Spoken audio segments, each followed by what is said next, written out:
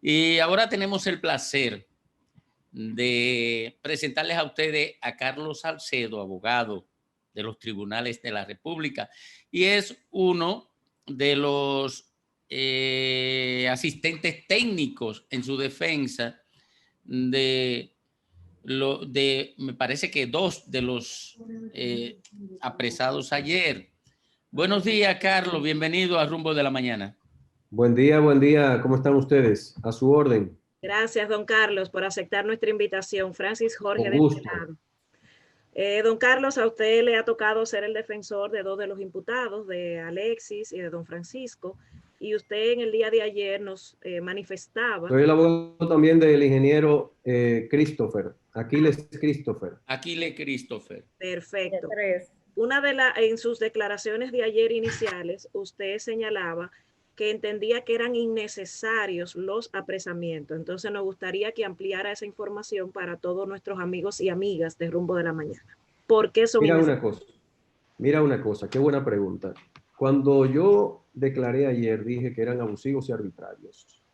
Las palabras de Carlos Salcedo como profesional y como técnico se miden. Y me da pena decirlo porque estamos hablando de una procuraduría gerenciada, dirigida por la magistrada Miriam Germán, que me merece el mayor de los respetos en todos los órdenes.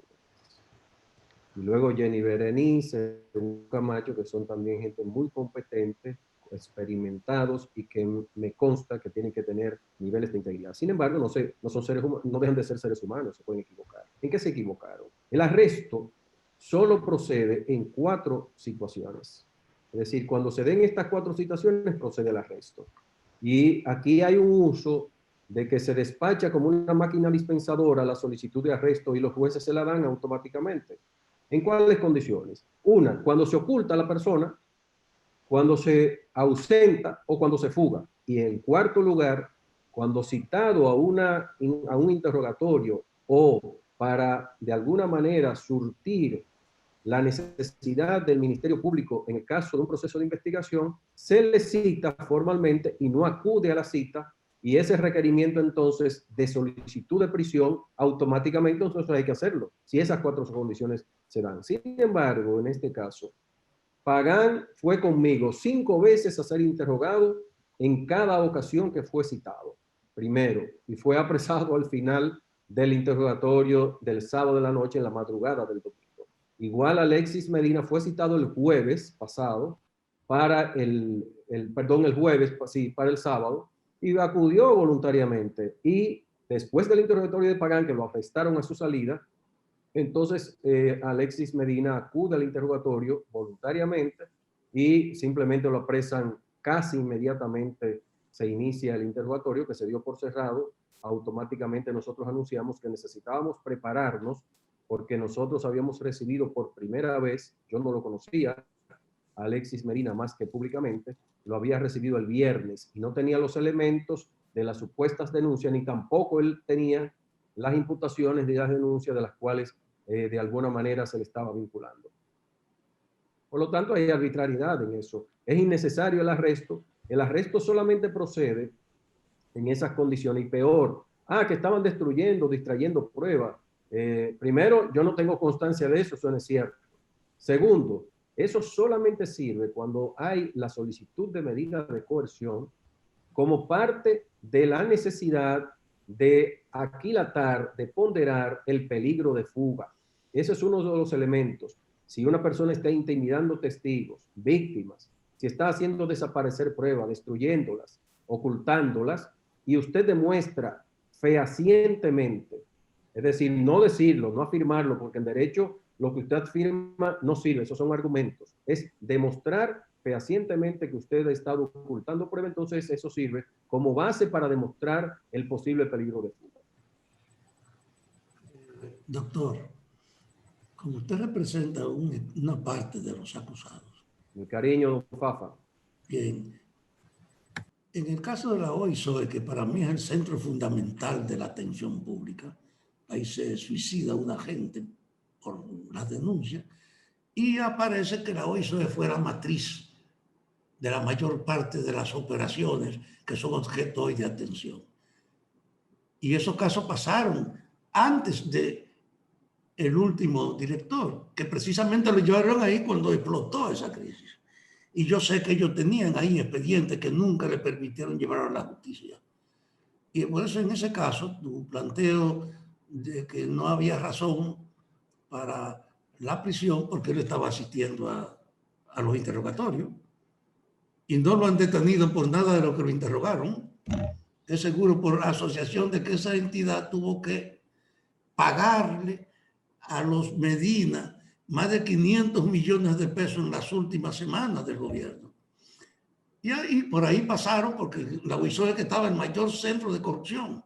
Yo quiero ver a Félix Bautista también explicando lo que pasó en su época. Es decir, para mí, el que está detenido es el menos responsable de lo que ha pasado en la OISOE. Tú eres su abogado. ¿Cuál es tu parecer sobre esa disparidad entre los anteriores responsables, que es donde pasaron los hechos, y él, que era el que estaba recopilándolo? Qué buena pregunta, don Fafa. Mire, el que no conoce a Francisco Pagán no sabe de la resiedumbre moral y de la sanidad que raya incluso a veces en la ingenuidad, diríamos, por su temperamento, por su forma, por su generosidad. Lo que no le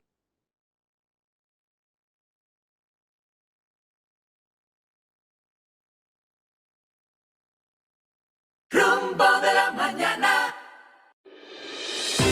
Escríbenos al WhatsApp del Rumbo de la Mañana, 809-604-3022. Un servicio al pueblo dentro y fuera del país. Comparte con nosotros las denuncias y situaciones de tu comunidad. Estás escuchando. Ahora mismo fue donde iniciaste, Carlos, hablando de lo que él comenzaba a hacer para reorganizar todo lo que había ahí. Vamos al aire. Vamos al aire ahora ya. Me avisa. 04-3022. Un servicio al pueblo dentro y fuera del país. Comparte. Una rumba de actualidad con rumbo a la veracidad. Un noticioso trayecto que su huella dejará. Es el rumbo. Bueno, continuamos con la conversación con Carlos Salcedo, abogado de Alexis Medina, Carlos Pagán, Aquiles Christopher, 3 de los apresados ayer en el marco de lo que la Procuraduría General de la República ha denominado como Operación Pulpo. Adelante, don Carlos. Bueno, decía, respondiendo a la pregunta de don Fafa, que la OISOE ciertamente ha sido lamentablemente un antro de corrupción. Y ese antro de corrupción no es a partir de Pagán. Pagán llegó con una encomienda del presidente de limpiar esa institución. Y voy aquí a revelar una cuestión importante. Pagán incluso le presentó un proyecto con mi asesoría del cierre de la OISOE. Eso el país tiene que saberlo. Pagán comenzó un proyecto de cierre de la OISOE. Se la presentó al presidente y el presidente inmediatamente ordenó, ustedes lo saben y el país lo sabe, la transferencia de todas las escuelas al Ministerio de Obras Públicas. Eso ustedes lo saben, ¿verdad? Y lo sabe el país. Sí. Eso fue parte del proceso de cierre que Pagán tenía en su cabeza y para eso hizo una fiscalización de lo viejo para determinar si toda la deuda que tenía supuestamente OISOE era real, si las obras habían sido ejecutadas, si todas esas ubicaciones debidamente selladas, aprobadas por todas las instituciones del Estado, incluido la OISOE, eran ciertas. Se fue a 432 obras que fueron fiscalizadas y se pudo demostrar que había en exceso en cada una de esas ubicaciones supuestos cobros de más por 20 a 25 mil millones de pesos. Eso lo desmontó Francisco Pagán, que le ahorró al Estado Dominicano esa cantidad enorme de dinero. A eso fue él. En el caso particular de las contrataciones, que es, diríamos, el centro de atención fundamental con el señor Juan Alexis Medina Sánchez. Juan Alexis Medina Sánchez tenía algunas empresas dedicadas a suplir equipos al gobierno y a entes particulares que no eran empresas de ahora y de actividad que él realiza de ahora. Desde la década pasada y mucho antes, ya Alexis Medina tenía relaciones con empresas internacionales que representaba en el ámbito del equipamiento médico. Por lo tanto, nos en segundo lugar, ¿ustedes saben cuántas empresas suplían en OISOE los equipos para los hospitales? 19 empresas. Y todas las demás, o una parte importante de ellas, tenían el mayor porcentaje de participación porque se trata de equipos muy especializados que no todo el mundo tiene la representación en la República Dominicana y que no todo el mundo tiene en almacenes. Simplemente se buscaba en el inventario de los suplidores cuáles lo tenían para que de manera urgente, porque los hospitales estaban para entrega y al mismo tiempo para inauguración, había que rápidamente suplir cada uno de esos equipos. La empresa que tuviera la disponibilidad de toda la 19, esa entonces era la beneficiaria del contrato, sin incremento de precio, se hacían comparaciones internacionales y luego no son de cualquier equipo. Usted tiene equipos chinos, y no porque los chinos sean malos, sino que la gente sabe el nivel de calidad. Los equipos que hay ahí instalados son los mejores alemanes, en su gran mayoría. Es decir, que tienen una calidad incuestionable. Por lo tanto, la labor de Francisco Pagán fue limpiar. Miren, yo le voy a decir una cosa. Aquí hay empresas que desde que él llegó, por ejemplo, le voy a narrar de una de las empresas, y tengo que hablarlo para bien de él. Una de las empresas se le debía de uno de los proyectos, de varios de los proyectos de Santiago. Una empresa de Santiago se le debían unos 400 millones de pesos. Producto del trabajo que hizo Francisco Pagán, incluso con el detenido Aquiles Christopher, entre otros, un equipo de profesionales contratados desubicaron esas obras. Y ustedes saben cuánto se le pagó a ese ingeniero de los 400 millones que se le debía, 383,000 pesos. Y lo aceptó, porque se fue al campo junto con sus técnicos, se verificó que había un exceso, no era que había nada doloso, sino simplemente que se presentaron partidas que no fueron debidamente ubicadas o verificadas por las personas que estaban en ese momento. Todo eso es anterior a la gestión de Francisco Pagán, que estaban en ese momento y fueron debidamente aprobadas. Sin embargo, Pagán en ese y en todos los casos comenzó a verificar in situ, es decir, en el lugar, fue a verificar cada una de las obras, volúmenes, medidas, cantidades, equipos y demás, y logró ahorrarle al Estado Dominicano solamente en ese caso casi 400 millones de pesos. Lo mismo pasó con todos los demás. Por eso hay que verificar qué es lo que hay detrás de la persecución de Pagán y del ingeniero Aquiles Christopher. Y al mismo tiempo, lo voy a decir en el caso del señor Alexis Medina. Está prohibido en la ley que una persona empresaria que ya antes se dedicaba a eso le venda al Estado Dominicano. Si los equipos están entregados, si tienen la calidad, si él era suplidor de ese tipo de equipos como otros 18, no está prohibido. Además, el porcentaje de participación de él, reitero, en la venta de equipos médicos es un porcentaje que si llega al 5% es mucho. Por lo tanto, el 95% de los equipos era suplido por otras empresas que son ultra conocidas en el país. Son pocas. Decirle a los oyentes del Rumbo de la Mañana que conversamos con el licenciado Carlos Salcedo, que es abogado de 3 de las personas apresadas en el día de ayer en lo que se ha denominado Operación Antipulpo. Y justamente a partir de este nombre que hemos establecido, que llama la atención y que implica muchas cosas, quisiéramos que Carlos Salcedo nos pueda hacer una estructura. ¿Cómo vincular Contraloría, Salud Pública, fondos de empresas reformadas, sector OISOE, todas estas instancias, cómo se pudieran vincular en una acción de pulpo, que es lo que entonces se estaría atacando a partir de la operación antipulpo? Mira, lo primero es que hay que aclarar. Para usted ser suplidor del Estado, usted tiene que estar reconocido por el Estado Dominicano. Hay incluso un órgano rector en la República Dominicana que compra y contrataciones y tiene todo un procedimiento. Cada una de esas empresas están registradas, están autorizadas a negociar con el Estado Dominicano, ¿o no? Están autorizadas. Entonces no hay pulpo. Son empresas que sirven. Miren, en la experiencia de la construcción, y lo hay en este caso también, usted hace una construcción hoy y la estrategia corporativa que establecen la mayoría de las compañías constructoras, y lo propio ocurre en este ámbito, cuando se termina la obra, concluye esa compañía. muchas de las compañías. Cada obra tiene una compañía. ¿Por qué? Porque hay una facilidad de tipo impositivo, en términos también legales. Nosotros mismos hemos asesorado a muchas de esas empresas, no en el caso de Alexis Medina, porque nunca fui su abogado, para que liquiden automáticamente, pero al mismo tiempo se descarguen de responsabilidades civiles y penales, probablemente por el ejercicio de esa construcción. Lo mismo ocurre en estrategia de suplir al Estado Dominicano según el tipo de servicio, según incluso el tipo de maquinaria, equipos, se establecen una serie de modalidades corporativas para esos fines, pero cada una de esas empresas fue legitimada por el Estado mismo dominicano, sin atender a cuestiones de familiaridad ni de nada. Ahora, se podrá decir, pero es que esas empresas no estaban a nombre de Alexis Medina. Una empresa es una entidad moral totalmente diferente a sus socios. Como la estructura del empresario, eso es indiferente.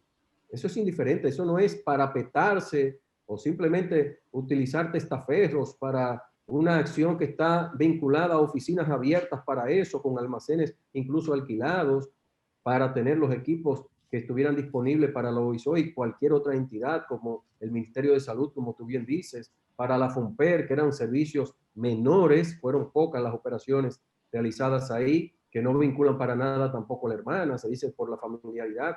¿Y qué hacemos con los otros que le suplían al FOMPER? Que eran los más. ¿Qué hacemos con los otros que le suplían al Ministerio de Salud Pública? El pulpo es el Estado, es decir, el Estado tiene miles de suplidores, miles de suplidores. Entonces habría que buscar en el universo corporativo de todo lo que suplen el Estado, los que tienen otros entramados societarios dedicados a suplir al Estado todo tipo de servicios. Ahora, si vamos a buscar culpables, aquí nadie se va a atrever a suplir al Estado, porque cada vez que usted suple y tenga 2 o 3 empresas que han sido debidamente registradas para suplir al Estado, usted dice, pero yo no me voy a meter en eso. Peor, yo siempre he dicho que cuando el servicio público no sea del interés de los ciudadanos, está pronto a desaparecer. El interés público debe ser de todos. Estas acciones contra Francisco Pagán, Aquiles Christopher, 2 personas honorables, con una ética imborrable, ¿verdad? Que no se han asociado ni se van a asociar nunca con nadie. Ahí están sus experiencias de años. Nadie como ellos se va a prestar a ir al Estado a servir. ¿Por qué? Porque al final de cuentas el pago es este. La honestidad ahora se ha revertido. Es decir, los honestos son los que están persiguiendo. Yo creo en la honestidad de los que están persiguiendo. Pero no investigan la honestidad de los investigados. Y la honestidad y la integridad es lo que se presume, porque hay una presunción de inocencia. Usted no puede presumir previamente que hay un cálculo de que usted es culpable. Y luego anticipar una pena con un arresto, en este caso, como dije, es absolutamente improcedente, porque no había ninguna de las condiciones que establece el artículo 225 del Código Procesal Penal. Carlos, ¿se le entregó a ustedes la acusación formal a los abogados? Mira, no es el momento, Domingo, todavía. La acusación es el producto de la investigación de la fase preparatoria completa, que comienza a partir de la medida de coerción. Ahora de lo que se trata es de una investigación puramente preliminar que da como resultado una solicitud de medida de coerción a partir del arresto. Hoy... ¿Cuándo se conocerá la medida de coerción, la solicitud? Me imagino, y es obligatorio, que tiene que presentarla a partir de la 1 de la tarde. A partir de la 1.